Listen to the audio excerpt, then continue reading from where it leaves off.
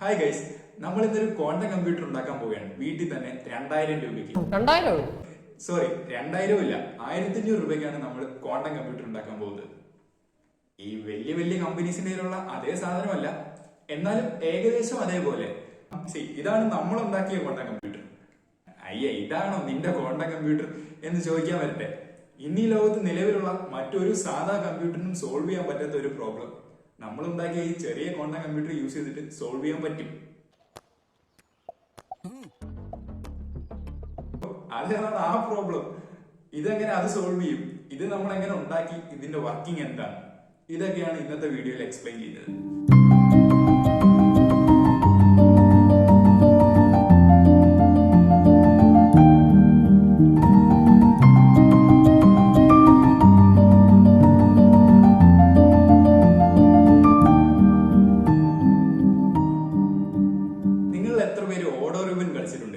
അതെ, നമ്മളെ ക്ലാസ്സിലൊക്കെ പണ്ട് കളിക്കുന്ന അതേ സാധനം തന്നെ, ഓഡോ റിവൻ. ചോദിച്ചു നോക്കാം. ബ്രോ, ഓഡോ റിവൻ കളിച്ചിട്ടുണ്ടോ? ബ്രോ, ഓഡോ റിവൻ കളിച്ചിട്ടുണ്ടോ? ബ്രോ, ഓഡോ റിവൻ കളിച്ചിട്ടുണ്ടോ? എവിടെ? അതെ, നമ്മളിൽ ഒരുവിധം എല്ലാരും കളിച്ചിട്ടുണ്ടാവും. ഓരോരുത്തരും കളിക്കുന്ന രീതി വ്യത്യാസവും. ചിലർ 1 തൊട്ട് 10 വരെ കളിക്കും, ചിലര് 0 തൊട്ട് 10 വരെ ആയിരിക്കും കളിക്കുന്നത്. ഈ 0 തന്നെ പല രീതിയിൽ വെക്കുന്നവരുണ്ടാവും, 1 തൊട്ട് 20 വരെ, അങ്ങനെ പല രീതിയിൽ കളിക്കും അല്ലെ. പക്ഷെ എത്ര പേര് 1 or 6 കളിച്ചിട്ടുണ്ട്? അതെ, 1 ഉം 6 ഉം മാത്രമുള്ള ഓർഡർ ഇവൻ. കുറച്ചുകൂടി ഇൻട്രസ്റ്റിംഗ് ആണത്. കാര്യം റൺ എടുക്കാൻ പാടാണ്, പെട്ടെന്ന് ഔട്ട് ആവും. അങ്ങനെ കുറച്ച് റണ്ണൊക്കെ എടുക്കാൻ പറ്റും, പക്ഷെ ഇൻട്രസ്റ്റിംഗ് കളിയാണ്. 1 ഉം 6 ഉം മാത്രം വെച്ചിട്ടുള്ള കളി. ഇങ്ങനെ കളിക്കുന്നതിൽ ആകെ 4 ട്രിക്ക് മാത്രമാണ് പോസിബിൾ ആയിട്ടുള്ളത്. ഏതൊക്കെയാണ് ആ 4 ട്രിക്ക്? ഇപ്പൊ സപ്പോസ് ഞാൻ ബോൾ ചെയ്യുന്നു, അവൻ ബാറ്റ് ചെയ്യുന്നു. ഞാൻ എന്ത് തന്നെ വെച്ചാലും 6 മാത്രം വെക്കുന്നവൻ, ഈ 6 അടിച്ച് കളിക്കുന്നവൻ, പെട്ടെന്ന് റൺ എടുക്കുന്നവൻ. ഞാൻ എന്ത് തന്നെ വെച്ചാലും 1 മാത്രം വെക്കുന്നവൻ, ടെസ്റ്റ് കളിക്കുന്നവൻ. അല്ലെങ്കിൽ ഞാൻ വെക്കുന്നത് കോപ്പി ചെയ്ത് അതേപോലെ വെക്കുന്നത്. ഇപ്പൊ ഫസ്റ്റ് ബോൾ റാൻഡം ആയിട്ട് വെക്കാം, എന്നിട്ട് ഞാൻ വെച്ച ബോൾ 1 ആണെങ്കിൽ അടുത്ത ബോളിൽ 1 കോപ്പി ചെയ്ത് വെക്കും. ഞാൻ 6 ആണ് വെച്ചെങ്കിൽ അടുത്ത ബോളിൽ 6 വെക്കും. അങ്ങനെ കളിക്കുന്നവൻ. പിന്നെ ഫ്ലിപ്പ് ചെയ്യുന്നത്, ഞാൻ 1 വെച്ചാൽ 6 വെക്കും, അവൻ 6 വെക്കും അടുത്ത ബോൾ. ഞാൻ 6 വെച്ചാൽ 1 വെക്കും. അങ്ങനെ കളിക്കുന്നവൻ. സോ ഇങ്ങനെ 4 ട്രിക്ക് മാത്രമാണ് ആ കളിയിൽ പോസിബിൾ ആയിട്ടുള്ളത്. ബാക്കി എല്ലാം റാൻഡം ആണ്. ഓക്കെ, ഇനിയാണ് സംഭവം. നമ്മുടെ അടുത്തേക്ക് ഒരാൾ കളിക്കാൻ വരുന്നു, ഈ 1 or 6 കളിക്കാൻ വരുന്നു. അയാൾ ഒരു ട്രിക്ക് യൂസ് ചെയ്യുന്നുണ്ടെന്ന് നമ്മുടെ അടുത്ത് പറഞ്ഞു. പക്ഷെ ഏതാണെന്ന് പറഞ്ഞില്ല, ഏത് ട്രിക്കാണെന്ന്. ഈ 4 ട്രിക്കിൽ ഏതോ ഒന്നാണ്. അപ്പം അയാളുടെ ട്രിക്ക് ഏതാണെന്ന് മനസ്സിലാക്കണമെങ്കിൽ നമ്മൾ എത്ര വട്ടം ബോൾ ചെയ്യണം, മിനിമം എത്ര വട്ടം ബോൾ ചെയ്താലാണ് അയാളുടെ ട്രിക്ക് ഏതാണെന്ന് നമുക്ക് മനസ്സിലാവുക? ഏറ്റവും കുറഞ്ഞത് 2 വട്ടമെങ്കിലും ബോൾ ചെയ്യണം അല്ലേ. ഇപ്പം അയാൾ 6 മാത്രം വെക്കുന്ന ഒരാളാണെങ്കിൽ നമ്മൾ ആദ്യം 1 വെച്ചു, അയാൾ 6 വെച്ചു. പിന്നെ രണ്ടാമത് ഒരു ബോളും കൂടെ വെച്ചാലേ അയാൾ 6 മാത്രമാണോ വെക്കുന്നതെന്ന് മനസ്സിലാവും. അതേപോലെ 1 മാത്രമാണോ എന്ന്, ഇനി മാറ്റിയാണോ വെക്കുന്നത്, കോപ്പി ചെയ്താണോ വെക്കുന്നത് എന്നൊക്കെ അറിയാൻ ഏറ്റവും കുറഞ്ഞത് 2 ബോളെങ്കിലും ചെയ്യണം അല്ലേ. ഇനി അയാളുടെ ട്രിക്ക് കണ്ടുപിടിക്കാൻ ഇനി ലോകത്തെ ഏത് സൂപ്പർ കമ്പ്യൂട്ടർ യൂസ് ചെയ്താൽ പോലും മിനിമം 2 ബോളെങ്കിലും ചെയ്യണം അല്ലെ. മിനിമം 2 സ്റ്റെപ്പ് എങ്കിലും എടുക്കണം അയാളുടെ ട്രിക്ക് മനസ്സിലാക്കാൻ. അവിടെയാണ് നമ്മൾ ക്വാണ്ടം കമ്പ്യൂട്ടറാണ് യൂസ് ചെയ്യുന്നതെങ്കിൽ ഒറ്റ ബോളിൽ അയാളുടെ ട്രിക്ക് ഏതാണെന്ന് നമുക്ക് മനസ്സിലാവും. ഒരേ ഒരു ബോൾ, അയാളുടെ trick. So is that magic? ഇത് മാജിക് ആണോ? എങ്ങനെയാണ് അത് വർക്ക് ചെയ്യുന്നത്? അതാണ് നമ്മൾ ഇന്നിവിടെ ഡെമോൺസ്ട്രേറ്റ് ചെയ്യുന്നത്. ഒരു സൂപ്പർ കമ്പ്യൂട്ടറിന് പോലെ 2 സ്റ്റെപ്പ് വേണ്ടുന്ന പ്രോബ്ലം നമ്മൾ ഇന്നിവിടെ ഒറ്റ സ്റ്റെപ്പിൽ സോൾവ് ചെയ്യും. ഈ ക്വാണ്ടം കമ്പ്യൂട്ടർ വരും, എല്ലാം മാറും, എല്ലാം മാറ്റിമറിക്കും, ഇതൊക്കെ നമ്മൾ സ്ഥിരം കേൾക്കുന്ന കാര്യമല്ലേ. പക്ഷെ അപ്പൊ നമ്മൾ ഈ സാധാ കമ്പ്യൂട്ടറിൽ ചെയ്യുന്ന വീഡിയോ എഡിറ്റിങ്, ഗെയിമിങ്, ഇതൊക്കെ ക്വാണ്ടം കമ്പ്യൂട്ടർ വന്നു കഴിഞ്ഞാൽ കുറച്ചുകൂടെ ബെറ്റർ ആവുമോ? ഇല്ല, നോ, ഇല്ല എന്നതാണ് സത്യം. പിന്നെ എന്തിനാ സാർ തൂക്കിയിട്ടുണ്ട് നടക്കാനാണോ തോക്ക്? അതെ, പിന്നെന്തിനാണ് സാർ ക്വാണ്ടം കമ്പ്യൂട്ടർ? എല്ലാം ബെറ്റർ ആവില്ല എന്നേ പറഞ്ഞോളൂ. ചില പ്രോബ്ലംസ് മറ്റേത് കമ്പ്യൂട്ടർ ചെയ്യുന്നതിനെക്കാട്ടി വളരെയധികം വേഗതയിലും എഫിഷ്യൻസിയിലും ചെയ്യാൻ ക്വാണ്ടം കമ്പ്യൂട്ടറിനെ കൊണ്ട് സാധിക്കും. അതിലൊരു പ്രോബ്ലമാണ് നമ്മളിപ്പോ പറഞ്ഞ ഓഡോ റിവന്റെ പ്രോബ്ലം. എന്താണ് ഈ സാധാ കമ്പ്യൂട്ടറും ക്വാണ്ടം കമ്പ്യൂട്ടറും തമ്മിലുള്ള വ്യത്യാസം? ബൈനറി സിസ്റ്റം യൂസ് ചെയ്യുന്ന ഡിവൈസസിനെയാണ് നമ്മൾ സാധാ അല്ലെങ്കിൽ നോർമൽ ക്ലാസിക്കൽ കമ്പ്യൂട്ടേഴ്സ് എന്ന് പറയുന്നത്.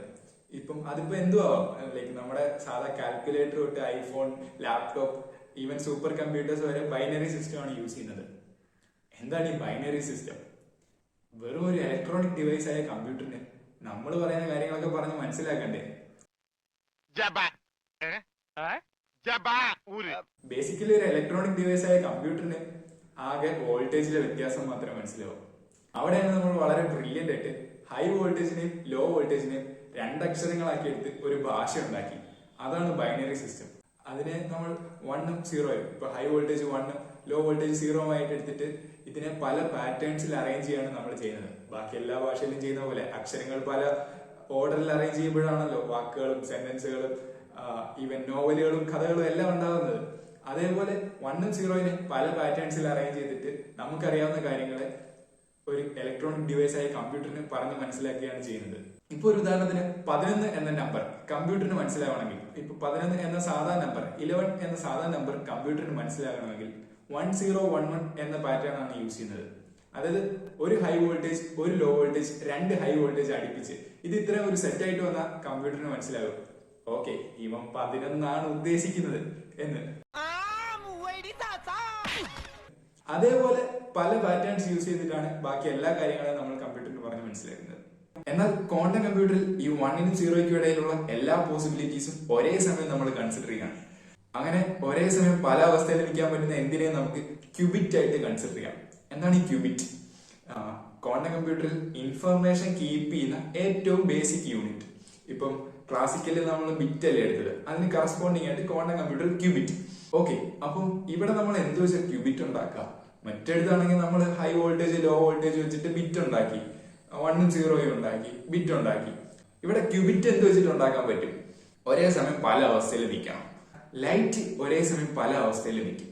അതായത് പ്രകാശം അത് സഞ്ചരിക്കുന്ന ദിശയ്ക്ക് പെർപെൻഡിക്കുലർ ആയിട്ട് എല്ലാ ഡയറക്ഷനിലും ഒരേ സമയം വൈബ്രേറ്റ് ചെയ്യും. സോ നമുക്ക് ലൈറ്റിനെ ക്യൂബിറ്റ് ആയിട്ട് കൺസിഡർ ചെയ്തൂടെ പ്രകാശത്തിനെ? യെസ്, അതാണ് നമ്മളിവിടെ ചെയ്യുന്നത്. പക്ഷെ വെറുതെ എല്ലാ ഡയറക്ഷനിലും കിട്ടിയാൽ മാത്രം പോരല്ലോ, അതിനെ നമുക്ക് വ്യത്യാസം വരുത്താൻ പറ്റണം. ഇപ്പൊ വോൾട്ടേജ് വ്യത്യാസം വരുത്തുന്ന പോലെ ഈ വൈബ്രേഷൻ നമുക്ക് ഇങ്ങനെ വ്യത്യാസം വരുത്താം. ശരിക്കും നമുക്ക് എല്ലാ ഡയറക്ഷനുള്ള വൈബ്രേഷനും വേണ്ട. 2 ഡയറക്ഷനുള്ള വൈബ്രേഷൻ ഉണ്ടെങ്കിൽ ബാക്കി എല്ലാ ഡയറക്ഷനുള്ള വൈബ്രേഷൻസിനെ ഉണ്ടാക്കി എടുക്കാൻ പറ്റും. ഇപ്പൊ ഒരു ഉദാഹരണത്തിന് ഈ ബോളൊക്കെ മേലിലോട്ട് എറിയത്തില്ലേ, അപ്പം മുകളിലേക്ക് മാത്രം ഫോഴ്സ് കൊടുത്താ ബോൾ മുകളിലേക്ക് മാത്രം പോകും. സൈഡിലേക്ക് ഫോഴ്സ് കൊടുത്താ സൈഡിലേക്ക് മാത്രം പോകും. മുകളിലേക്ക് സൈഡിലേക്ക് ഒരുമിച്ച് ഫോഴ്സ് കൊടുത്താൽ അത് മുകളിലേക്ക് സൈഡിലേക്ക് ആയിട്ട് ഇങ്ങനെ പല ആംഗിളുകളിൽ പോകും. ഇനി ആ ഫോഴ്സ് വ്യത്യാസം വരുത്തി നമുക്ക് അത് പോകുന്ന ഡയറക്ഷൻ വ്യത്യാസം വരുത്താം. ഇപ്പം മുകളിലേക്ക് കൂടുതൽ ഫോഴ്സും സൈഡിലേക്ക് കുറച്ച് ഫോഴ്സും കൊടുത്താൽ മുകളിലേക്ക് കൂടുതൽ ഉയരത്തിലും കുറച്ച് സൈഡിലേക്കും പോകും. ഈ സൈഡിലേക്ക് മാത്രം ഫോഴ്സ് കൊടുത്ത് നോക്കാം, പക്ഷെ ബോൾ ഇതാ താഴോട്ട് പോയി, സൈഡിലേക്ക് മാത്രമല്ല പോയത്. Why? You know that gravity, അവിടെ ഗ്രാവിറ്റി താഴേക്ക് ഫോഴ്സ് കൊടുക്കുന്നുണ്ട്. സോ ഇതിന്റെ രണ്ടിന്റെ റിസൾട്ടന്റ് ആയിട്ട് അത് താഴേക്ക് കുറച്ച് സൈഡ് മാറി പോകും. ഇങ്ങനെ കൊടുക്കുന്ന ഫോഴ്സിന്റെ ഡയറക്ഷനും അതിന്റെ അളവും വ്യത്യാസം വരുത്തി നമുക്ക് എല്ലാ ഡയറക്ഷനിലും ബോളിനെ എറിയാൻ പറ്റും. സോ ഇതുപോലെ 2 ഡയറക്ഷനുള്ള ലൈറ്റിന്റെ വൈബ്രേഷൻ യൂസ് ചെയ്ത് ബാക്കി എല്ലാ ഡയറക്ഷനിലുള്ള ലൈറ്റ് വൈബ്രേഷൻസും നമുക്ക് ഉണ്ടാക്കിയെടുക്കാം. Okay, 2 direction. പക്ഷെ ഏത് 2 ഡയറക്ഷൻ? ഇവിടെ നമ്മൾ വെർട്ടിക്കൽ വൈബ്രേഷൻ, ഹൊറിസോണ്ടൽ വൈബ്രേഷൻ എടുക്കാണ്. എന്തുകൊണ്ട് അത് രണ്ടും? എന്തുകൊണ്ട് വെർട്ടിക്കലും ഹൊറിസോണ്ടലും? അതൊരു ടെക്നിക്കൽ ഡീറ്റെയിൽ ആണ്. അതിനെ നമ്മൾ ഓർത്തോഗണൽ ബേസിസ് എന്ന് പറയും. ഇപ്പൊ അതിലൊന്നിനെ ഉപയോഗിച്ചിട്ട് അതിലെ തന്നെ മറ്റൊന്നിനെ ഉണ്ടാക്കാക്കത്തില്ല. ഇപ്പം ഒരു ഉദാഹരണത്തിന് നമ്മൾ മേളിലേക്കും സൈഡിലേക്കും ഫോഴ്സ് കൊടുക്കുന്നില്ലേ, മുകളിലേക്കുള്ള ഫോഴ്സ് മാത്രം വെച്ച് ബോളിനെ ഒരിക്കലും സൈഡിലേക്ക് കൊണ്ടുപോകത്തില്ല. സൈഡിലേക്ക് മാത്രം ഫോഴ്സ് കൊടുത്ത് ഒരിക്കലും ബോളിനെ മുകളിലേക്കും കൊണ്ടുപോകത്തില്ല. എന്നാൽ ഈ 2 ഡയറക്ഷനിലും ഫോഴ്സ് കൊടുത്ത് ബാക്കി എല്ലാ ഡയറക്ഷനിലും ബോളിനെ കൊണ്ടുപോകും. അങ്ങനെ ഒരു സിസ്റ്റത്തെയാണ് നമ്മൾ ഓർത്തോഗണൽ ബേസിസ് എന്ന് പറയുന്നത്. 2 എണ്ണത്തിൽ ഒന്നിനെ ഉപയോഗിച്ച് മറ്റൊന്നിനെ ഉണ്ടാക്കാക്കത്തില്ല, എന്നാൽ അത് കമ്പൈൻ ചെയ്ത് ബാക്കി എല്ലാം ഉണ്ടാക്കാം. മറ്റൊരു ഉദാഹരണമാണ് XYZ ആക്സിസ്, കാർട്ടീഷ്യൻ ബേസിസ്. അതില് X ഡയറക്ഷൻ ഉപയോഗിച്ച് നമുക്ക് ഒരിക്കലും Y ഡയറക്ഷൻ ഉണ്ടാക്കാക്കത്തില്ല, Y ഡയറക്ഷൻ ഉപയോഗിച്ച് X ഉണ്ടാക്കാക്കത്തില്ല, Z ഉണ്ടാക്കാക്കത്തില്ല. എന്നാൽ ഇതെല്ലാം അങ്ങോട്ടും ഇങ്ങോട്ടും കമ്പൈൻ ചെയ്ത് ബാക്കി എല്ലാ ഡയറക്ഷനും ഉണ്ടാക്കാം. അതാണ് orthogonal basis. So horizontal vibration, vertical vibration അതുപോലൊരു ഓർത്തോഗണൽ ബേസിസ് ആണ്. ഇതിലൊന്നിനെ ഉപയോഗിച്ച് മറ്റൊന്നിനെ ഉണ്ടാക്കാക്കത്തില്ല, എന്നാൽ ഇത് രണ്ടും കമ്പൈൻ ചെയ്തിട്ട് ബാക്കി എല്ലാ ഡയറക്ഷനുള്ള ലൈറ്റിന്റെ വൈബ്രേഷനെയും നമുക്ക് ഉണ്ടാക്കാം. ഓക്കെ, നമുക്ക് ഇനി ഈ പ്രോബ്ലം വേറെ രീതിയിൽ ഇന്റർപ്രറ്റ് ചെയ്യാം. അല്ലെങ്കിൽ ഈ ഓർഡർ റിവ്യൂവിന്റെ പ്രോബ്ലം മാത്രമല്ലല്ലോ ഇതിന്റെ ആപ്ലിക്കേഷൻ, മറ്റൊരു ആപ്ലിക്കേഷൻ നോക്കാം. നമ്മൾ ഈ ബെഞ്ചിലൊക്കെ കൈ വെച്ചിട്ട് വേറൊരുത്തെ അടിക്കുന്നതിന് മുമ്പേ കൈ മാറ്റുന്ന ആ കളി കളിച്ചിട്ടില്ലേ? അപ്പം അത് രസമാണ്, ചിലപ്പോൾ അടി കിട്ടും. ഇനി സപ്പോസ് ഞാൻ അടിക്കുന്നത് ഒരു മെഷീനാണെന്ന് ഇരിക്കട്ടെ. ഈ മെഷീൻ ഓരോ 2 സെക്കൻഡ് കൂടുമ്പോഴാണ് അടിക്കുന്നത്. കൈ വെച്ചിട്ട് നിങ്ങൾക്ക് ഒരു ഓപ്ഷൻ ഉണ്ട്. ഈ മെഷീന്റെ ഒരു സ്വിച്ച് ഉണ്ട്. ആ സ്വിച്ചിൽ വേണമെങ്കിൽ ഞെക്കാം, ഞെക്കാതിരിക്കാം. ചിലപ്പോൾ ഞെക്കുമ്പോഴായിരിക്കും മെഷീൻ വർക്ക് ചെയ്യുന്നത്, ചിലപ്പോൾ ഞെക്കാത്തപ്പോഴായിരിക്കും മെഷീൻ വർക്ക് ചെയ്യുന്നത്. എങ്ങനെയാണെന്നുള്ളത് നിങ്ങൾക്ക് അറിഞ്ഞൂടാ. ഓക്കെ, അപ്പം ആദ്യത്തെ ഓപ്ഷൻ എന്താ? ചിലപ്പോൾ ഞെക്കാത്തപ്പോൾ മെഷീൻ ഒന്നും ചെയ്യത്തില്ല, ഞെക്കുമ്പോഴായിരിക്കും മെഷീൻ അടിക്കുന്നത്, അതായത് ഈ കൈ അടിക്കുന്നത്. ഇനി രണ്ടാമത്തേതിൽ ചിലപ്പോൾ ഞെക്കാത്തപ്പോഴായിരിക്കും അടി കൊള്ളുന്നത്, ഞെക്കുമ്പോൾ അടിയൊന്നും കൊള്ളത്തില്ല. ഇനി മൂന്നാമത്തെ കേസിൽ ഞെക്കിയാലും ഞെക്കിയില്ലെങ്കിലും അടി കൊള്ളും, എങ്ങനെ പോയാലും അടി കൊള്ളും. ഇനി നാലാമത്തെ കേസിൽ ഞെക്കിയാലും ഞെക്കിയില്ലെങ്കിലും മെഷീൻ അങ്ങനെ ഇരിക്കത്തേ ഉള്ളൂ. സോ ഈ മെഷീൻ എങ്ങനെ ഇതിനകത്ത് ഈ 4 രീതിയിൽ ഏതോ ഒരു രീതിയിലാണ് വർക്ക് ചെയ്യുന്നത്. പക്ഷെ ഏത് രീതിയിലാണെന്ന് നിങ്ങൾക്ക് അറിഞ്ഞോളാം. ഈ 4 രീതിയിൽ ഏതോ ഒന്നാണ്. സോ അത് അറിയണമെങ്കിൽ മിനിമം എത്ര ചാൻസ് നിങ്ങൾ എടുക്കണം? മിനിമം 2 വട്ടമെങ്കിലും കൈ വെക്കണ്ടേ? ചിലപ്പോൾ 2 വട്ടം അടിയുള്ളൂ. ഇനി സപ്പോസ് ഇതൊരു ബെറ്റിംഗ് ആയിരുന്നിരിക്കട്ടെ, നിങ്ങൾക്ക് എന്താ വേണ്ടുന്നത്? ഏറ്റവും കുറഞ്ഞ ചാൻസിൽ ഈ മെഷീൻ എങ്ങനെ വർക്ക് ചെയ്യുന്നത് ഗസ് ചെയ്യണം. ഈ പൈസ വെച്ചിട്ടുള്ള കളിയാണെങ്കിലോ, അപ്പോൾ ഉറപ്പായും ഏറ്റവും കുറഞ്ഞ ചാൻസിൽ ഗസ് ചെയ്യണം. അപ്പോൾ ഒറ്റ സ്റ്റെപ്പിൽ ഗസ് ചെയ്യാൻ പറ്റിയാൽ തന്നെ നമുക്ക് കൂടുതൽ പൈസ ലാഭിക്കാം. കൂടുതൽ സ്റ്റെപ്പ് എടുക്കുന്നവർ കൂടുതൽ പൈസ പോകാനുള്ള ചാൻസ് ആണ്, പ്രഡിക്ഷൻ കറക്റ്റ് ആയില്ലെങ്കിൽ. കളിക്കുന്നെങ്കിൽ അത് ജയിക്കാനായി മാത്രം. സോ ഏറ്റവും കുറച്ച് സ്റ്റെപ്പിൽ ഈ മെഷീന്റെ വർക്കിംഗ് പ്രെഡിക്റ്റ് ചെയ്യാൻ പറ്റിയാൽ അത്രയും നല്ലത്. ഈ കേസിൽ എങ്ങനെ പോയാലും മിനിമം 2 സ്റ്റെപ്പെങ്കിലും നമ്മൾ എടുക്കണം. പക്ഷെ ഇവിടെയും ക്വാണ്ടം കമ്പ്യൂട്ടറാണ് നമ്മൾ യൂസ് ചെയ്യുന്നതെങ്കിൽ ഒറ്റ സ്റ്റെപ്പിൽ നമുക്ക് ആ മെഷീന്റെ വർക്കിംഗ് എങ്ങനെയാണെന്ന് കണ്ടുപിടിക്കാം. ഇത് നമ്മൾ മുമ്പ് പറഞ്ഞ പ്രോബ്ലത്തിന്റെ വേറൊരു ആപ്ലിക്കേഷൻ ആണ്. സോ ഇതെല്ലാം നമുക്ക് ക്വാണ്ടം കമ്പ്യൂട്ടർ വെച്ചിട്ട് സോൾവ് ചെയ്യാം. ഇനി ചെറുതായിട്ട് ഒരു കാര്യം കൂടെ പറഞ്ഞിട്ട് നമുക്ക് ഇത് എങ്ങനെയാണ് ഉണ്ടാക്കുന്നതെന്ന് നോക്കാം. ഇനി നമുക്ക് കുറച്ച് മാത്സ് സംസാരിക്കാം, മാത്തമാറ്റിക്സ്. നമുക്ക് വശമില്ലാത്ത ഭാഷയായി പോയില്ല. പേടിക്കണ്ട, നമ്മൾ മാക്സിമം സിമ്പിൾ ആയിട്ട് പറയാൻ ശ്രമിക്കാം. അതിനു മുമ്പ് ഞാനൊരു കാര്യം പറയാം. അടിച്ചാൽ തെറിക്കും എന്താ മനസ്സിൽ വന്നത്? പലതും വന്നിട്ടുണ്ടാവും അല്ലെ? ബട്ട് ഓഫ് കോഴ്സ് അതല്ല ഞാൻ ഉദ്ദേശിച്ചത്. എന്തിലടിക്കുന്നു, എന്ത് തെറിക്കുന്നു എന്നനുസരിച്ചിട്ട് അതിന്റെ അർത്ഥം മാറും. എന്താ അടിക്കുന്നത്, എന്താ തെറിക്കുന്നത് എന്ന് ഞാൻ പറഞ്ഞില്ലല്ലോ. സോ ആ സെന്റൻസ് എന്ന് പറയുന്ന ഒരു ഐഡിയ അല്ലെങ്കിൽ കോൺസെപ്റ്റ് മാത്രമാണ്. അതിന് നമ്മളൊരു അർത്ഥം കൊടുക്കുന്നത് വരെ അതിനെയാണ് നമ്മൾ അബ്സ്ട്രാക്ഷൻ എന്ന് പറയുന്നത്. ഇപ്പം മറ്റൊരു ഉദാഹരണം പറഞ്ഞാൽ 3 എന്ന സംഖ്യ, 3 എന്ന നമ്പർ എന്താ മനസ്സിലായിരുന്നേ? അതിനെന്താ അർത്ഥം? അതിപ്പോ എന്തു ആവാം അല്ലേ? ഇപ്പൊ 3 ചക്കയാവാം, 3 മാങ്ങയാവാം, 3 മാസമാവാം, 3 വർഷമാവാം, 3 കാറാവാം, 3 ബൈക്കാവാം. സോ അങ്ങനെ എന്തു ആവാം. സോ അതിന് പ്രത്യേകിച്ച് ഒരു അർത്ഥവുമില്ല. നമ്മളൊരു ഫിസിക്കൽ മീനിങ് കൊടുക്കുന്നത് അതൊരു കോൺസെപ്റ്റ് ആണ്, അതിന്റെ ഒരു ഐഡിയ ഉണ്ട്. ബട്ട് അതിനൊരു പർട്ടിക്കുലർ മീനിങ് ഇല്ല, നമ്മളൊരെണ്ണം കൊടുക്കുന്നതിന്. അതിനെയാണ് നമ്മൾ അബ്സ്ട്രാക്ഷൻ എന്ന് പറയുന്നത്. ഒരു ഐഡിയ അല്ലെങ്കിൽ കോൺസെപ്റ്റിൽ നിന്ന് അതിന്റെ ഫിസിക്കൽ മീനിങ് എല്ലാം എടുത്ത് മാറ്റുകയാണ്. ഇതേ അബ്സ്ട്രാക്ഷൻ നമുക്ക് ഇവിടെ യൂസ് ചെയ്താലോ? ഇപ്പൊ ശ്രദ്ധിക്കുകയാണെങ്കിൽ നമ്മുടെ ഈ ബെറ്റിംഗ് ആപ്പിന്റെ പുഷ് ബട്ടന്റെ കേസിലും ഓർഡർ റിവിന്റെ കേസിലും എല്ലാം ഒരു സിമിലർ പാറ്റേൺ ഉണ്ട്. ഒരു ഇൻപുട്ട് കൊടുക്കുന്നു, അപ്പോൾ ഒരു ഔട്ട്പുട്ട്.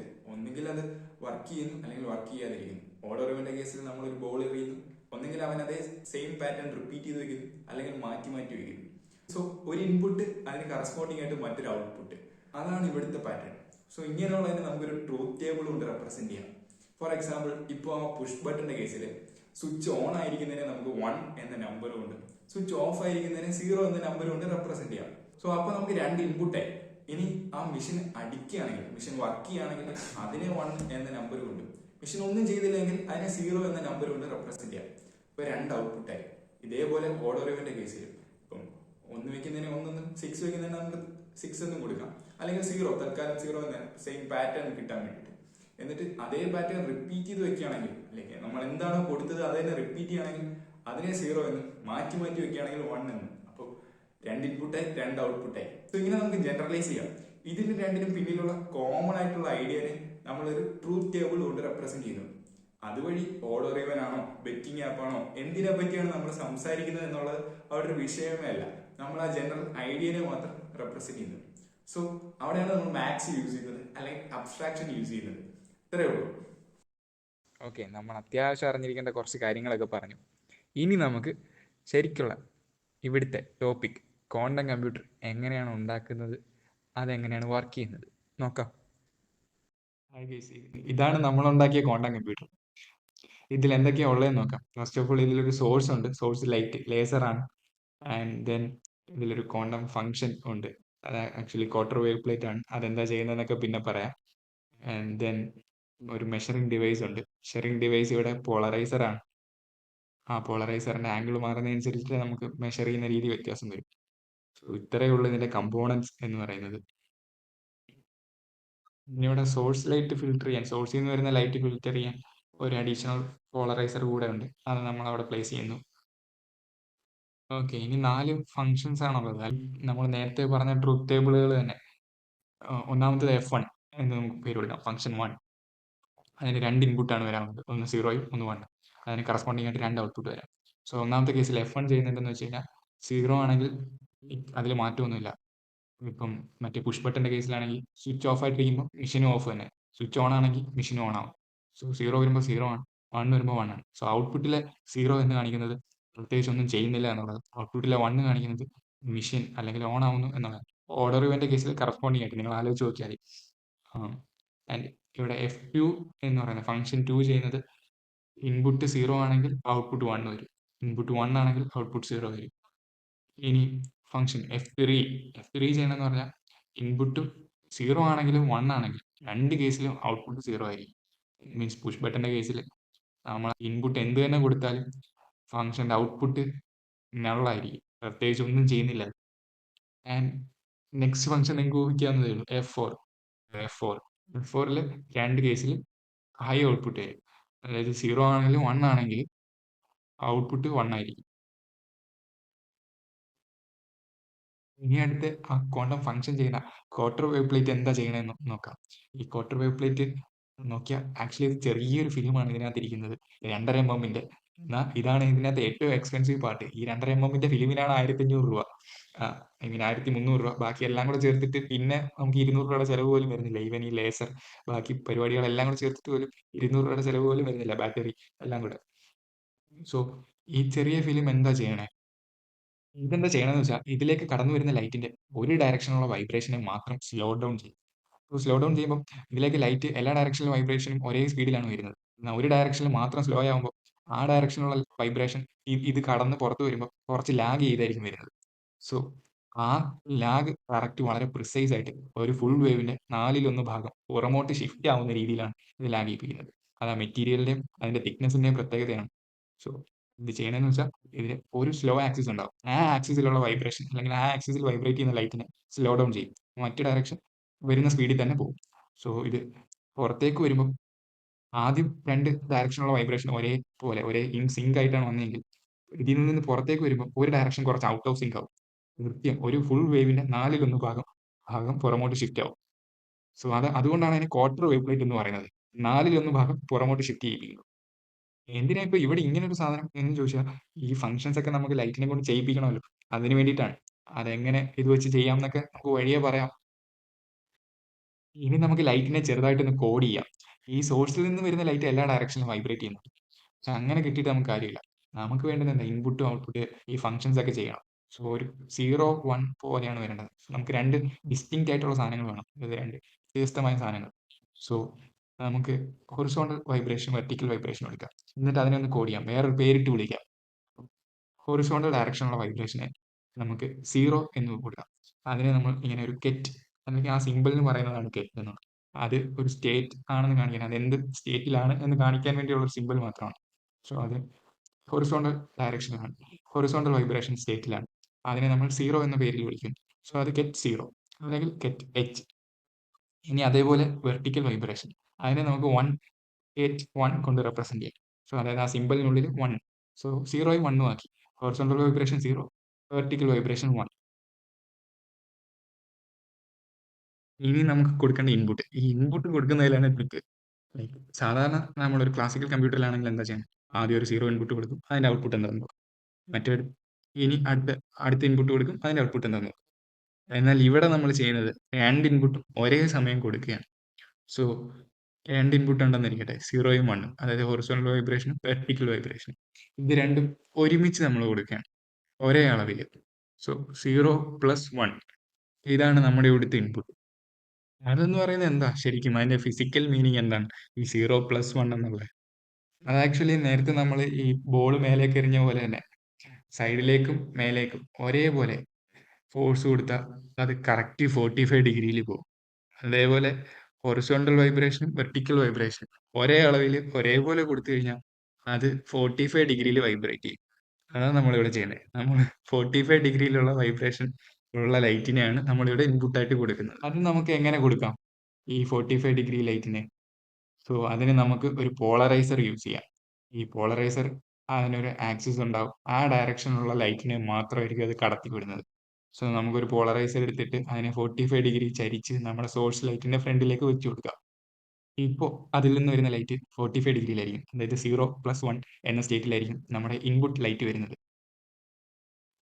ഇനി ഫസ്റ്റ് ഫംഗ്ഷൻ എന്താ ചെയ്യുന്നതെന്ന് നോക്കാം. ഈ ലൈറ്റിന്റെ കേസിൽ എന്തായിരിക്കും? സോ 0+1 എന്നുള്ള ഇൻപുട്ടാണ് നമ്മൾ വരുന്നത്. അത് 45 ഡിഗ്രി വൈബ്രേഷൻ ആണ്. അതിന് നോക്കുമ്പോൾ 0 കൊടുക്കുമ്പോൾ 0 അങ്ങനെ തന്നെ, പ്രത്യേകിച്ച് മാറ്റമൊന്നുമില്ല. ഔട്ട്പുട്ടിൽ 0 കാണിക്കുന്നത് മാറ്റമൊന്നുമില്ല എന്നുള്ളത്, ഔട്ട്പുട്ടിൽ 1 കാണിക്കുന്നത് ഒരു മാറ്റം ഉണ്ടെന്നുള്ളത്. സോ 0 ആയിട്ട് തന്നെ വരും. എന്നാൽ 1 കൊടുക്കുമ്പോൾ ഒരു മാറ്റമുണ്ട്. ആ മാറ്റം ഇവിടെ എങ്ങനെ കാണിക്കുമെന്ന് വെച്ചാൽ നമുക്ക് ഡയറക്ഷൻ ചേഞ്ച് ചെയ്യാം. സോ 1 എന്നുള്ളതിനെ നമ്മൾ -1 ആക്കും. എപ്പോഴെങ്കിലും ഒരു മാറ്റം ഉണ്ടെങ്കിൽ, അതായത് ഔട്ട്പുട്ടിൽ 1 ഉണ്ടെങ്കിൽ നമ്മൾ കൊടുത്ത ഇൻപുട്ടിന്റെ നെഗറ്റീവ് ആണ് നമ്മൾ എടുക്കുക. സോ ഇവിടെ 0+1 എന്നുള്ളത് 0-1 ആവും. ഇത് 0 അങ്ങനെ തന്നെ 1നെ ഒന്ന് ഷിഫ്റ്റ് ചെയ്യും, ഡയറക്ഷൻ ഷിഫ്റ്റ് ചെയ്യും. അതിന്റെ ഫിസിക്കൽ മീനിങ് എന്താണ്? ഇൻപുട്ട് ലൈറ്റ് 0+1 ആയിരുന്നു, അതായത് 45 ഡിഗ്രി ലൈറ്റ്. എന്നാൽ ഔട്ട്പുട്ട് ലൈറ്റ് 0-1 ആണ്. ഇത് ഹൊറിസോണ്ടൽ ഡയറക്ഷനിൽ വൈബ്രേറ്റ് ചെയ്യുന്ന സമയത്ത് വെർട്ടിക്കൽ ഡയറക്ഷൻ അതിന്റെ നെഗറ്റീവ് ഡയറക്ഷനിലായിരിക്കും.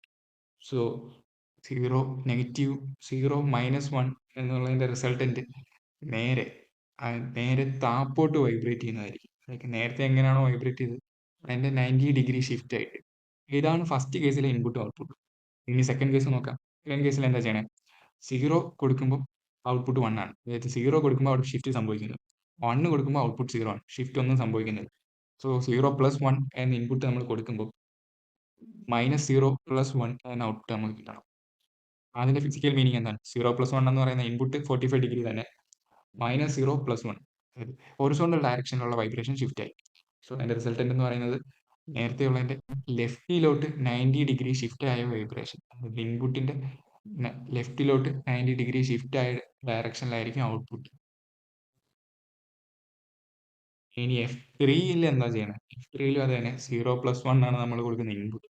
എന്നാൽ 0 കൊടുക്കുമ്പോഴും ഷിഫ്റ്റ് ഒന്നും സംഭവിക്കുന്നില്ല, 0 തന്നെയാണ് ഔട്ട്പുട്ട്. 1 കൊടുക്കുമ്പോഴും 0 ആണ് ഔട്ട്പുട്ട്, അതായത് അവിടെയും ചേഞ്ച് ഒന്നും സംഭവിക്കുന്നില്ല. സോ രണ്ട് ഇൻപുട്ട് കേസിലും ഔട്ട്പുട്ടിൽ ചേഞ്ച് സംഭവിക്കുന്നില്ല. സോ 0+1 കൊടുത്താൽ 0+1 തന്നെ ആയിരിക്കും അവിടെ ഔട്ട്പുട്ട് വരുന്നത്. അതായത് 45 ഡിഗ്രി ലൈറ്റ് കൊടുക്കുമ്പോൾ 45 ഡിഗ്രി തന്നെ ആയിരിക്കും അവിടെ ഔട്ട്പുട്ടും സംഭവിക്കുന്നത്. ഇനി F4ൽ എന്താണ്? ഫംഗ്ഷൻ 4. അവിടെയും ഇൻപുട്ട് 0+1 തന്നെ, 45 ഡിഗ്രി ലൈറ്റ് ആണ് വരുന്നത്.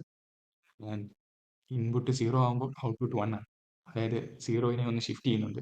ഇൻപുട്ട് 1 വരുമ്പോഴും ഔട്ട്പുട്ട് 1 ആണ്, അതായത് 1നെയും ഷിഫ്റ്റ് ചെയ്യുന്നുണ്ട്. സോ രണ്ട് ഇൻപുട്ടിനെ ഷിഫ്റ്റ് ചെയ്യുന്നു. എന്താണ് അതിന്റെ ഫിസിക്കൽ മീനിങ്? സോ ഇവിടെ രണ്ട് ഡയറക്ഷനിലും ഉള്ള വൈബ്രേഷൻസും ഷിഫ്റ്റ് ആയി. -0 -1 എന്ന് പറയുന്നത് നേരത്തെ ഉള്ളതിന്റെ നേരെ ഓപ്പോസിറ്റ് ഡയറക്ഷനിൽ വൈബ്രേറ്റ് ചെയ്യും താഴോട്ട്. ആക്ച്വലി അത് ഫിസിക്കലി സെയിം ആണ്, അത് നമുക്ക് പിന്നെ മനസ്സിലാവും.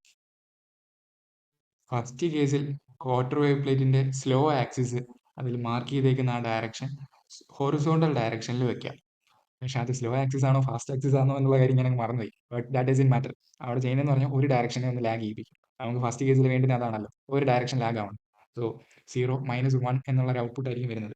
ഇനി നമുക്ക് നോക്കാം, ഈ മെഷർമെന്റ് ലൈക്ക് ഈ ഫംഗ്ഷന് മുമ്പ് പോളറൈസർ അതിന് നേരെ തന്നെ, ലൈക്ക് ഒരു സെക്കൻഡ് പോളറൈസർ ഇൻപുട്ട് സോഴ്സിന് മുമ്പിലുള്ള 45 ഡിഗ്രിക്ക് അതേ അലൈനായിട്ട് വരും, അതേ ഡയറക്ഷനിൽ അലൈനായിട്ട് വരുമ്പോൾ അവിടെ ലൈറ്റ് വരും. എന്നാൽ അതിന് 90 ഡിഗ്രി വയ്ക്കുമ്പോൾ നമുക്ക് സ്ക്രീനിൽ ലൈറ്റ് ഒന്നും കാണാൻ പറ്റില്ല. ഇനി ആ ക്വാണ്ടം ഫംഗ്ഷൻ ചെയ്തതിന് ശേഷം ഈ ലൈറ്റ് ഒന്ന് വെച്ച് നോക്കാം.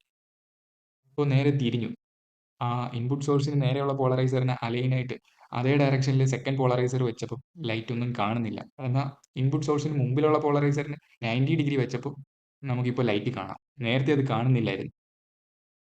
സോ ഈ കേസിൽ അങ്ങനെയാണ് സംഭവിക്കുന്നത്.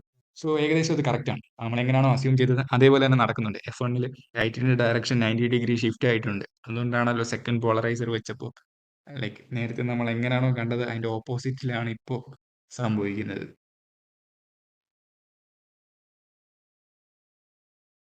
സോ F1 ഇംപ്ലിമെൻ്റ് ചെയ്യാൻ ക്വാർട്ടർ വേവ് പ്ലേറ്റിൻ്റെ ആക്സിസ് ഹൊറിസോണ്ടലി വെക്കുകയാണ് ചെയ്യേണ്ടത്. ഇനി F2 നമുക്ക് എങ്ങനെ ഇംപ്ലിമെൻ്റ് ചെയ്യാം? അതിന് ക്വാർട്ടർ വേവ് പ്ലേറ്റ് എങ്ങനെ വെക്കണം? അതിനെന്താ ചെയ്യേണ്ടതെന്ന് വെച്ചാൽ ആ ക്വാർട്ടർ വേവ് പ്ലേറ്റിൻ്റെ സ്ലോ ആക്സിസ് വെർട്ടിക്കലി വെച്ചാൽ മതി. അത് വീണ്ടും ഞാൻ പറയുന്നത് സ്ലോ ആക്സിസ് ആണോ ഫാസ്റ്റ് ആക്സിസ് ആണെന്നുള്ള കാര്യം ഞാൻ പറഞ്ഞു. അത് ആക്ച്വലി ഫാസ്റ്റ് ആക്സിസ് ആണെന്ന് തോന്നുന്നു. എനിവേ ആ ഫാസ്റ്റ് ആക്സിസ് അല്ലെങ്കിൽ സ്ലോ ആക്സിസ് നമ്മൾ മാർക്ക് ചെയ്തേക്കുന്ന ആ ആരോ ഇനി വെർട്ടിക്കൽ ഡയറക്ഷനിൽ വെക്കണം. എന്തിനാണ് നമ്മൾ ക്വാർട്ടർ വേവ് പ്ലേറ്റ് അങ്ങനെ വെച്ചത്? ഇവിടെ F2-ൽ എന്താണ് സംഭവിക്കുന്നത്? F1 ആയിട്ടുള്ള വ്യത്യാസം എന്താണ്? F1-ൽ എന്താ ചെയ്തേ? ഒരു ഇൻപുട്ടിനെ മാത്രം ഷിഫ്റ്റ് ചെയ്യാണ്. ഇവിടെ F2-ലും അങ്ങനെ തന്നെയല്ലേ, ഒരു ഇൻപുട്ടിനെ മാത്രം ഷിഫ്റ്റ് ചെയ്യാണ്. എന്നാൽ F1-ൽ ചെയ്തതിൻ്റെ ഓപ്പോസിറ്റ് ആണ്. അവിടെ 1 ആണ് ഷിഫ്റ്റ് ആയെങ്കിൽ ഇവിടെ 0 ഷിഫ്റ്റ് ആണ്. സോ അതായത് F1-ൽ ഏത് ഡയറക്ഷനാണോ സ്ലോ ആയത് അതിൻ്റെ പെർപെൻഡിക്കുലർ ഡയറക്ഷനാണ് ഇവിടെ സ്ലോ ആവുന്നത്. അതുകൊണ്ടാണ് F1-ൽ നമ്മൾ ഹൊറിസോണ്ടൽ ഡയറക്ഷനിൽ വെച്ച ക്വാർട്ടർ വേവ് പ്ലേറ്റ് F2-വിൽ വെർട്ടിക്കൽ ഡയറക്ഷനിൽ വെച്ചത്. ഇനി സെക്കൻഡ് പോളറൈസർ അതായത് അനലൈസർ വെച്ച് നോക്കാം. ഈ ക്വാണ്ടം ഫംഗ്ഷൻ ചെയ്യുന്നതിന് മുമ്പ് ക്വാർട്ടർ വേവ് പ്ലേറ്റിന് മുമ്പ് അത് വെക്കുമ്പോൾ ഇൻപുട്ട് സോഴ്സിന് അലൈനായിട്ട് സെയിം ഡയറക്ഷനിൽ വെക്കുമ്പോൾ ലൈറ്റ് കാണുന്നുണ്ട്, 90 ഡിഗ്രി ഷിഫ്റ്റ് ചെയ്യുമ്പോൾ ലൈറ്റ് കാണുന്നില്ല, ആ സസ്പെക്റ്റഡ്. ഇനി ക്വാണ്ടം ഫംഗ്ഷന് ശേഷം വെച്ച് നോക്കാം. അപ്പോൾ വീണ്ടും തിരിയും, നേരത്തെ പോലെ തന്നെ. ഇൻപുട്ട് സോഴ്സിനെ അലൈൻ ചെയ്ത് വെച്ചപ്പോൾ ലൈറ്റ് കാണുന്നില്ല, ഇൻപുട്ട് സോഴ്സിന് 90 ഡിഗ്രി വെച്ചപ്പോൾ ലൈറ്റ് കാണുന്നുണ്ട്.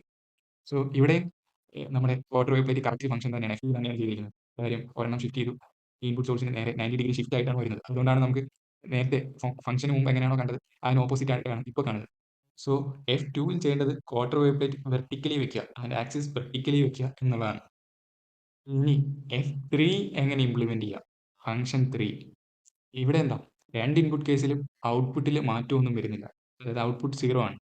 0 ഇൻപുട്ടിൽ 0 വന്നാലും 1 വന്നാലും ഔട്ട്പുട്ട് 0 തന്നെ. അതായത് ഔട്ട്പുട്ട് ഷിഫ്റ്റ് ആവുന്നില്ല. സെയിം ഇൻപുട്ട് എങ്ങനെയാണോ അതേപോലെ തന്നെയാണ് ഔട്ട്പുട്ട് വരുന്നത്. സോ 0+1 ഇൻപുട്ട് കൊടുത്താൽ 0+1 തന്നെ ഔട്ട്പുട്ടും കിട്ടും. അങ്ങനെയാണ് ആ ഫംഗ്ഷൻ നമുക്ക് എങ്ങനെ ഇംപ്ലിമെന്റ് ചെയ്യാം? Yes, you can guess it. നമുക്ക് പ്രത്യേകിച്ച് ഒന്നും ചെയ്യണ്ട. ഈ ക്വാണ്ടം ഫംഗ്ഷൻ എന്നുള്ളിടത്ത് ക്വാർട്ടർ വേവ് പ്ലേറ്റ് വെക്കണ്ട, വെറുതെ ലൈറ്റിനെ അങ്ങ് പാസ് ചെയ്ത് വിട്ടാൽ മതി. കാര്യം പ്രത്യേകിച്ച് ഒന്നും ചെയ്യണ്ടല്ലോ, ഇൻപുട്ട് എങ്ങനെയാണോ അതേപോലെ തന്നെ ഔട്ട്പുട്ട് വരണം. സോ ഒന്നും ചെയ്യാതിരിക്കുന്നതാണ് ഇവിടുത്തെ നമ്മുടെ ക്വാണ്ടം ഫംഗ്ഷൻ F3 എന്ന് പറയുന്നത്. So F3 is do nothing.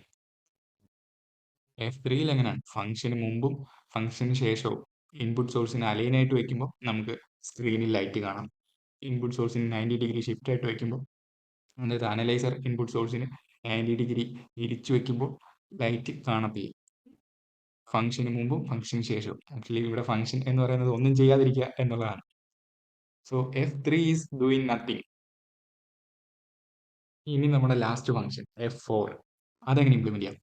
F4 രണ്ട് ഇൻപുട്ടിനും കറസ്പോണ്ടിങ് ആയിട്ട് ഔട്ട്പുട്ട് ഷിഫ്റ്റ് ആവുന്നുണ്ട്. 0 കൊടുക്കുമ്പോഴും ഔട്ട്പുട്ട് ഷിഫ്റ്റ് ആവുന്നുണ്ട്, അതായത് 1 ആണ് ഔട്ട്പുട്ട് വരുന്നത്.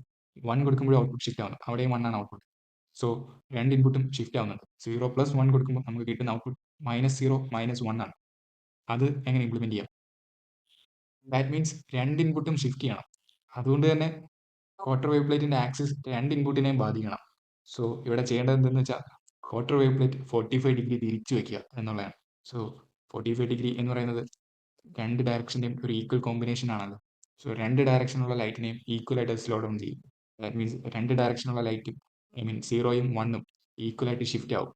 സോ നമുക്ക് കിട്ടേണ്ട ഔട്ട്പുട്ട് കറക്റ്റ് ആയിട്ട് കിട്ടും എന്ന് നമുക്ക് പ്രതീക്ഷിക്കാം. നോക്കാം. സോ ഇവിടെ നമ്മൾ ക്വാർട്ടർ വേവ് പ്ലേറ്റ് അതിൻ്റെ ആക്സിസ് 45 ഡിഗ്രി ചരിച്ചു വെക്കുന്നു. അങ്ങനെ വെച്ചപ്പം അത് കുറച്ച് പൊങ്ങി. സോ ഹൈറ്റ് കറക്റ്റ് ചെയ്യാൻ വേണ്ടിയിട്ട് ഞാനൊരു ബുക്ക് എടുത്ത് വെച്ചു സോഴ്സിൽ.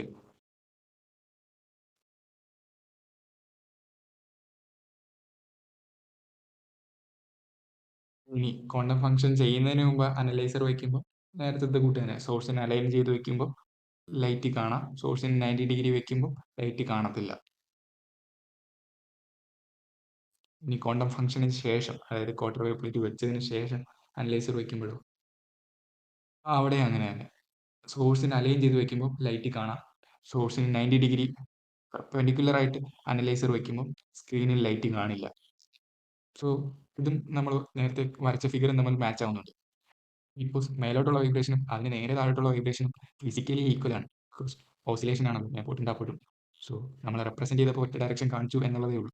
എനിവേ ഇവിടെ ചെയ്യേണ്ടത് F4 ഇംപ്ലിമെന്റ് ചെയ്യാൻ നമ്മൾ ചെയ്യേണ്ടത് ക്വാർട്ടർ വേവ് പ്ലേറ്റ് 45 ഡിഗ്രിയിൽ ചരിച്ചു വെക്കുക എന്നുള്ളതാണ്.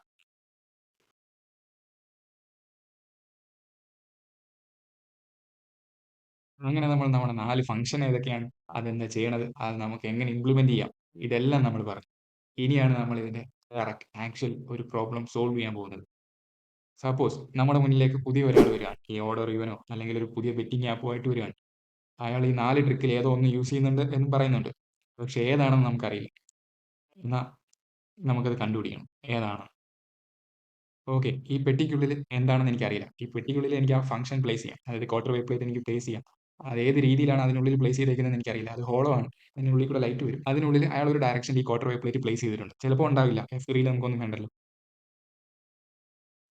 അതിനുള്ളിൽ ഈ ക്വാർട്ടർ വേവ് പ്ലേറ്റ് ഒരു ഡയറക്ഷനിൽ പ്ലേസ് ചെയ്തിട്ടുണ്ട്. അതായത് അത് ഈ 4 ട്രിക്കിൽ ഏതോ ഒരെണ്ണത്തിനെ റെപ്രസെന്റ് ചെയ്യുന്ന ഫംഗ്ഷൻ ആണ് ഇതിനുള്ളിൽ.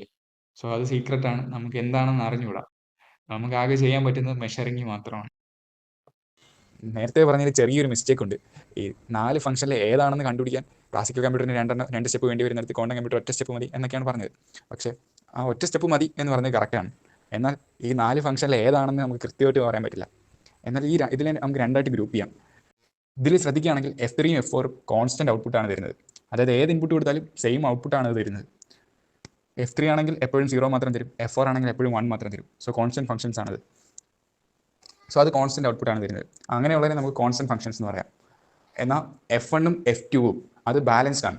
അതിൽ ഔട്ട്പുട്ട് ഈക്വൽ നമ്പർ ഓഫ് സീറോസും ഈക്വൽ നമ്പർ ഓഫ് 1 ആണ്. അതായത് പകുതി 0 പകുതി 1 ആണ് F1 ലും F2 ലും. സോ ഇങ്ങനെയുള്ള ഫംഗ്ഷൻസിനെ നമുക്ക് ബാലൻസ്ഡ് ഫംഗ്ഷൻസ് എന്ന് പറയാം. സോ നമുക്ക് ഈ 4 ഫംഗ്ഷനിൽ ഏതൊരെണ്ണമാണെന്ന് കൃത്യമായി പറയാൻ പറ്റില്ല. എങ്കിലും അത് കോൺസ്റ്റന്റ് ഫംഗ്ഷൻ ആണോ ബാലൻസ്ഡ് ഫംഗ്ഷൻ ആണോ എന്ന് ഒറ്റ സ്റ്റെപ്പിൽ പറയാം. അതിനും ക്ലാസിക്കൽ കമ്പ്യൂട്ടറിന് മിനിമം 2 സ്റ്റെപ്പെങ്കിലും വേണം. So it still works. നമ്മൾ പറഞ്ഞ ബാക്കി കാര്യങ്ങളൊക്കെ കറക്റ്റാണ്. ഇവിടെ ഇങ്ങനെ ചെറിയൊരു ചേഞ്ച് ഉണ്ട്. ഓക്കെ, നമ്മൾ എവിടെ നിർത്തിയത്? പെട്ടിക്കുള്ളിൽ ഒരു സീക്രട്ട് ഫംഗ്ഷൻ വെച്ചിട്ടുണ്ട്. അതായത് ക്വാർട്ടർ വേവ് പ്ലേറ്റ് എങ്ങനെയോ വെച്ചിട്ടുണ്ട്, ചിലപ്പോൾ വെച്ചിട്ടുണ്ടാവില്ല. അപ്പോൾ അതേതാണെന്ന് കണ്ടുപിടിക്കണം. അതിനെ ആകെ ചെയ്യാൻ പറ്റുന്നത് മെഷർ ചെയ്ത് നോക്കുക മാത്രമാണെന്ന് നമ്മൾ പറഞ്ഞു. അതായത് പോളറൈസർ വെച്ച് നോക്കുക. ഇവിടെ നമ്മൾ എന്താ ചെയ്യേണ്ടതെന്ന് വെച്ചാൽ സെക്കൻഡ് പോളറൈസർ, അതായത് അനലൈസർ സോഴ്സ് ലൈറ്റിന് സെയിം ഡയറക്ഷനിൽ അലൈൻ ചെയ്ത് വെക്കുക. അപ്പോൾ നമുക്ക് ലൈറ്റ് കാണാൻ പറ്റുന്നുണ്ടെങ്കിൽ അതൊരു കോൺസ്റ്റന്റ് ഫംഗ്ഷനാണ്. അപ്പോൾ നമുക്ക് ലൈറ്റ് കാണാൻ പറ്റുന്നില്ല എങ്കിൽ അത് ബാലൻസ്ഡ് ഫംഗ്ഷനാണ്. ഓക്കെ, ഈ കേസിൽ എങ്ങനെയാണ്? ഇവിടെ നമ്മൾ സോഴ്സ് ലൈറ്റിൻ്റെ സെയിം ഡയറക്ഷനിൽ അനലൈസർ വെച്ചു, സെക്കൻഡ് പോളറൈസർ വെച്ചു. അപ്പോൾ ആ സ്ക്രീനിൽ ലൈറ്റ് കാണുന്നില്ല. സ്ക്രീനിൽ ലൈറ്റ് കാണുന്നില്ലെങ്കിൽ അത് ബാലൻസ്ഡ് ഫംഗ്ഷനാണ്. ഓക്കെ, നമ്മൾ നമ്മുടെ ഗസ് നടത്തി കഴിഞ്ഞു അത് ബാലൻസ്ഡ് ഫംഗ്ഷൻ ആണെന്ന്. ഒറ്റ മെഷർമെൻറ്റിൽ, അതായത് ഒറ്റ തവണ അനലൈസർ വെച്ചപ്പോൾ തന്നെ നമ്മൾ ഗസ് ചെയ്തു അത് ബാലൻസ്ഡ് ഫംഗ്ഷൻ ആണെന്ന്. ഇനി അത് കറക്റ്റ് ആണോ എന്ന് നോക്കാം. ഇതാ നമ്മൾ നോക്കിയപ്പോൾ നമ്മുടെ സീക്രട്ട് ഫംഗ്ഷൻ്റെ ഉള്ളിൽ ക്വാർട്ടർ വേവ് പ്ലേറ്റ് ഹൊറിസോണ്ടലി ആണ് ഇരിക്കുന്നത്. ക്വാർട്ടർ വേവ് പ്ലേറ്റ് ഹൊറിസോണ്ടലി ഇരിക്കുന്നത് F1 ഈക്വൽ ആണ് അല്ലേ? F1 എന്താണ്? ഒരു ബാലൻസ്ഡ് ഫംഗ്ഷൻ ആണ്. സോ നമ്മുടെ പ്രഡിക്ഷൻ കറക്റ്റ് ആയിരുന്നു. ഒറ്റ മെഷർമെൻറ്റിൽ നമ്മൾ പ്രഡിക്റ്റ് ചെയ്തു ഫംഗ്ഷൻ ബാലൻസ്ഡ് ആണോ കോൺസ്റ്റന്റ് ആണോ. ഇവിടെ നമ്മൾ ബാലൻസ്ഡ് ആണെന്നാണ് പ്രഡിക്റ്റ് ചെയ്തത്. അത് അതേപോലെ തന്നെ സംഭവിക്കുകയും ചെയ്തു.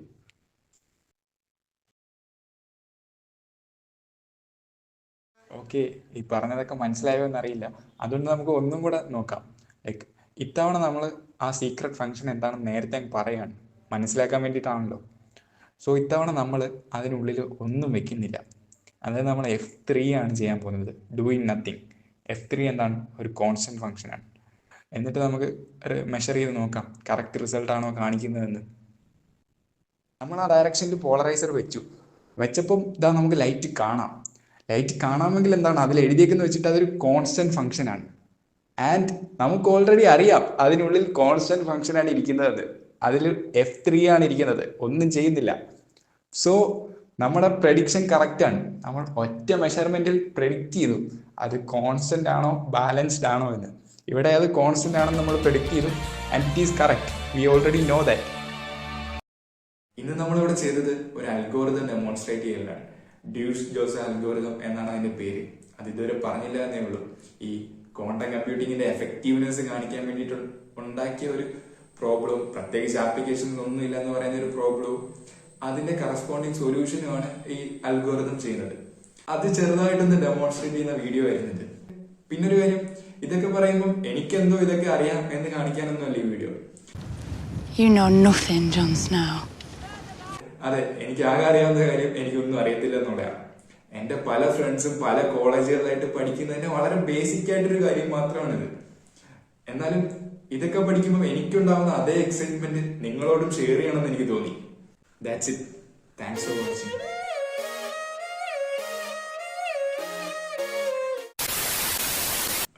ഓക്കെ, ഇത്രയൊക്കെയായിരുന്നു വീഡിയോ. ഇതാണ് നമ്മൾ വാങ്ങിച്ച ക്വാർട്ടർ വേവ് പ്ലേറ്റ്. അത് വളരെ വളരെ ചെറിയൊരു ഫിലിം ആയിരുന്നു, 2.5 mm മാത്രമേ ഉള്ളൂ. ഞാൻ ഓർഡർ ചെയ്തപ്പോൾ സൈസ് മാറിപ്പോയതാ. അത് ആക്ച്വലി ഞാൻ ആദ്യം എന്റെ ഏതെങ്കിലും കോളേജിലെ ഫ്രണ്ട്സിന്റെ അവരുടെ ലാബിൽ നിന്നൊക്കെ ഒപ്പിക്കാൻ പറ്റുമോ നോക്കി, പക്ഷെ കിട്ടിയില്ല. ലാബിലൊക്കെ ഇരിക്കുന്നത് കുറച്ച് വിലയുള്ള സാധനമായിരിക്കും, അതുകൊണ്ട് ഓർഡർ ചെയ്തതാണ്. എങ്കിലും നിങ്ങൾ എപ്പോഴെങ്കിലും ഇത് വാങ്ങിക്കാൻ ശ്രമിക്കുന്നുണ്ടെങ്കിൽ ആദ്യം ഇങ്ങനെ ഒന്ന് ട്രൈ ചെയ്യാം, ചിലപ്പോൾ പഴയത് കിട്ടും.